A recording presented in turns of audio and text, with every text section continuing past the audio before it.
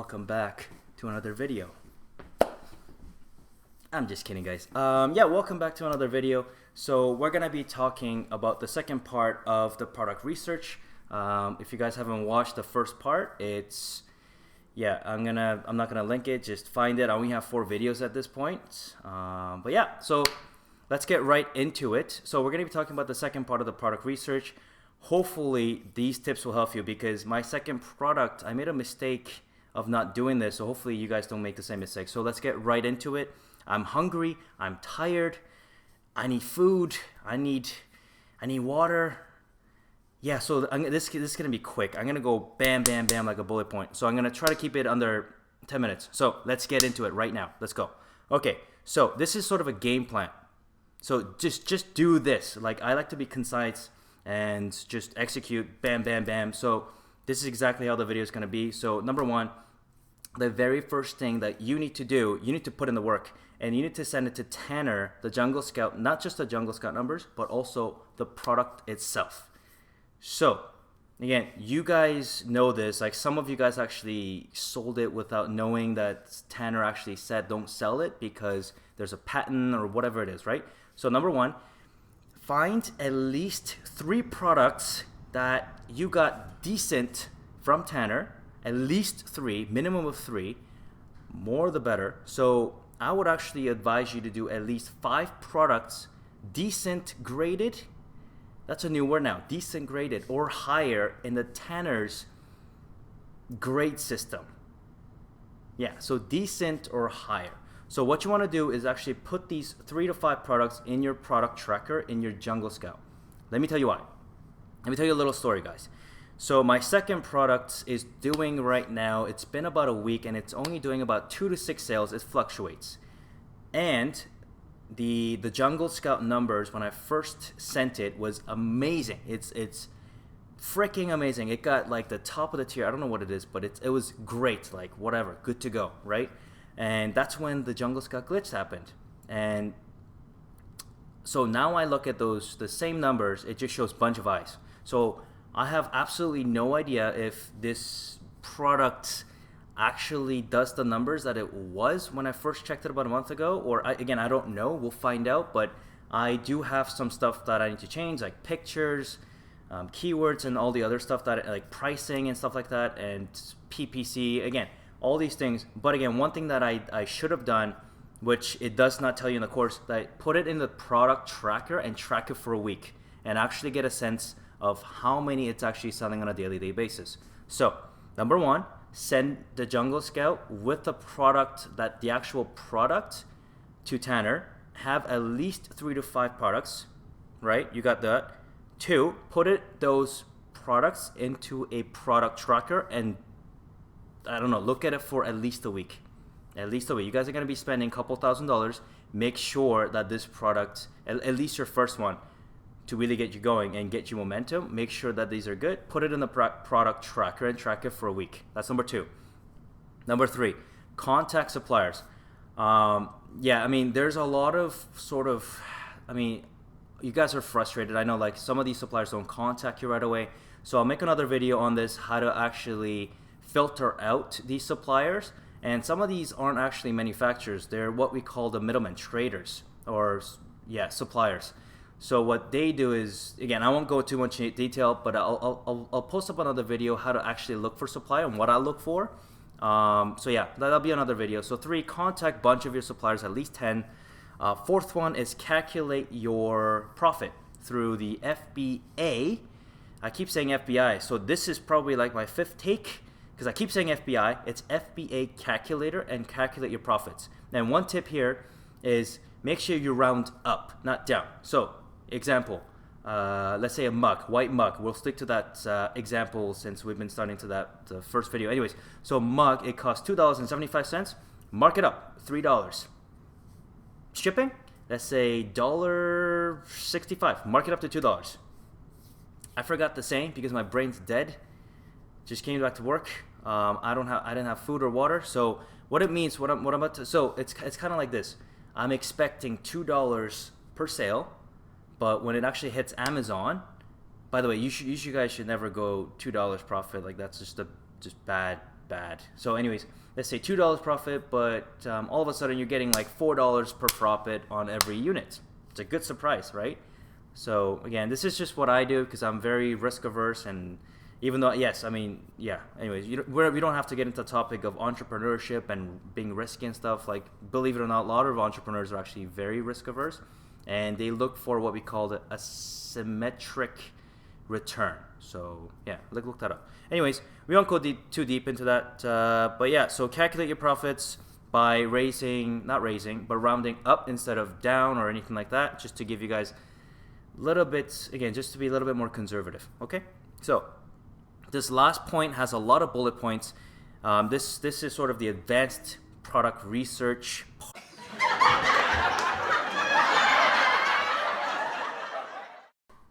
All right, guys, this is the second part of the video because I now learned how to edit a little bit. Not very well, as you guys seen from the last videos, but I messed up in my first video, so this is the second part of the video. Let's get started. So far we cover 4 things. So this is the 5th point. It's sort of the advanced product research part, where it will go into how to find your products. Not only that, but to actually give you guys a little bit of tip on how to mitigate not only your risk, but also to make sure that you guys position yourself successfully. So again, let's get right into it. So number 1 thing that you want to check is number of sellers. This is very, very, very, very important. That is not being said enough. So I'll give you guys an example. So let's stick to the white mug. If there are 500, 400 on average in the first whatever page, 7 out of 10, the 10ers criteria with less than 50 reviews, that's not good enough. You need to actually look at the number of sellers on the Chrome extension. Again, I don't know if light version has this or pro version. It's only the pro version. I have the pro version. So what it actually does is tells me FBA fees, the weight, the dimensions of all of it, and number of sellers, which I find that it's very, very important that I did not know. So what, again, if, like I said before in my the last video, that it's Amazon, I believe it's sort of positioning. It's a positioning game. It's how you position for the buyer, how you position against your competitors, against your other sellers. So it's kind of like, if you don't know how many players or what kind of players are playing in your marketplace, you're going to be hit with something that's completely unexpected, and that's not good. So check the number of sellers. I haven't figured out what the standard, what good number is, but if you're scrolling down when you're running your Chrome extension, when you're scrolling down, that kind of gives me, that's a red flag for me, because that means there's a lot of sellers actually doing this. So anyways, check the number of sellers. That's the first point. Second, you guys already know this. Check the numbers as well as the ratings on the reviews, not just the numbers. Third one has a couple points. So check each listing. Like we talked about, put all your products into the product tracker, but not only that, create like an Excel. Again, you don't have to be an Excel guru to do this. I'm not saying make a formula for it, but just basic Excel, like put your products in it, and what you want to put it on there is stuff like number of reviews, the actual ratings, number of sellers, FBA fees. Again, just to kind of get the overall feel for your market that you're going to be selling it. So yeah, that's that. And the next one is check the storefront. Again, I don't know, I never done this. This is not from a personal experience, but from the things that I learned through YouTube, podcasts, and all this stuff. They're telling me to actually go to the store, or telling people, not me. They're telling people, once you found the product, actually go on the seller storefront and check their products, and check and run your Chrome extension numbers to find more products and more ideas. So yeah, something that I haven't done, but I will be doing. So do that. Next, when you guys are actually checking people's listings and doing sort of competitor analysis, make sure you check all of the pictures of all of the sellers on at least the first page and second page. Because we noticed that, I mean, again, I've read this somewhere on the infographics and stuff like that. I was actually doing my own research on Amazon, and people actually don't look at the bullet points too much or the descriptions. They look at the pictures the most, right? And yeah, I mean, make sure your pictures are high quality pictures, and make sure you at least include a couple pictures of real-time usage of those pictures, and a couple of writings, kind of explain what each part does or how you can utilize it to give people more information, so to speak. Like I said, people don't check the description as well as the bullet points as much as you think. So, and again, this is, again, I can't pull up the actual data, but search on Google, it's there. Fourth, make sure it's clear and concise, right to the point. As you know, people are there. I mean, the attention span is decreasing by whatever seconds every year. I think our attention span is now like less than like 3-4 seconds. So make sure it's concise and right to the point. So fifth, make sure in your product it actually solves the problem that your buyer was looking to solve when they're searching on Amazon for that product. People don't care about features of your product. They care about the benefits that they're going to receive through your picture, so product. So make sure you guys include those.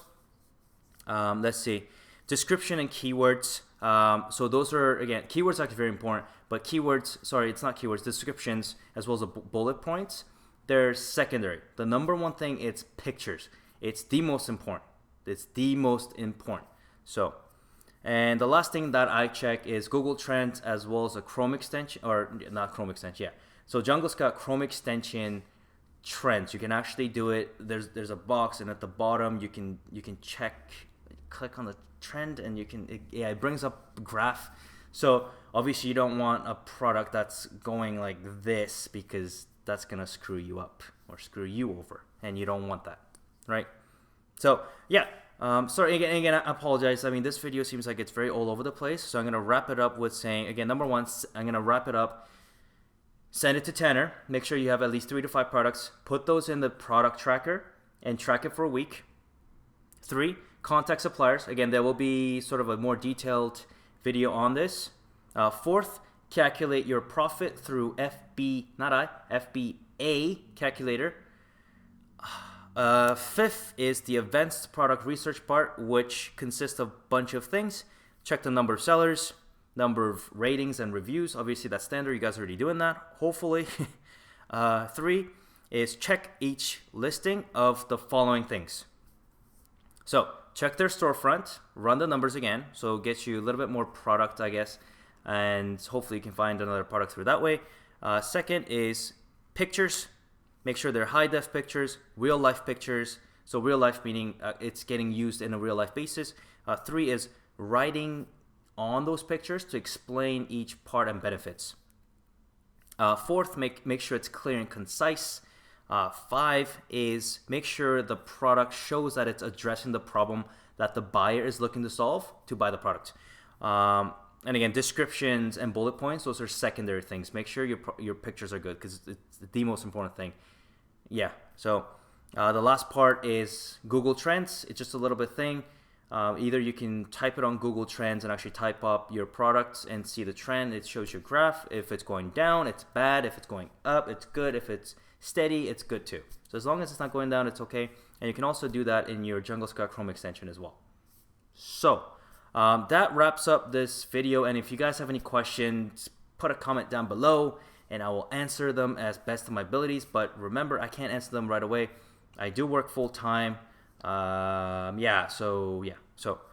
I do have many other things that I do. So yeah, just leave a comment below. And if you like this video, thumbs up, subscribe, blah, blah, blah, blah, blah, blah. Hope you guys enjoyed the video. Let me know. I mean, and again, you guys can follow me on Instagram and a bunch of other social media. I'll put a link down below, and you guys can ask me any questions that you guys have through my Facebook messages. I've been getting shit ton of messages, which I love, because I love I want to help people and help myself too, right? But anyhow, if you guys have any question, either you can comment down below, which I prefer, or you can send me a Facebook message or Instagram message. I prefer Facebook message because I think 90% of the people that are contacting me are doing that. So do that, and yeah.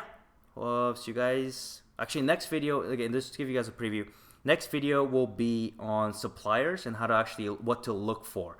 Things like, again, you don't want to deal with suppliers. You want to deal with manufacturers, because they're going to be a lot cheaper. Suppliers are people that's the middleman that's going to eat up your profit. So you don't want that. And also looking for, say, at least 3.5 stars out of, I think it's five in the sort of a response rate in the Alibaba. So anyways, we'll cover all of that on the next video. Hope you guys like this video. And I'm really going to go because I got to eat and I got other things to do. Bye-bye.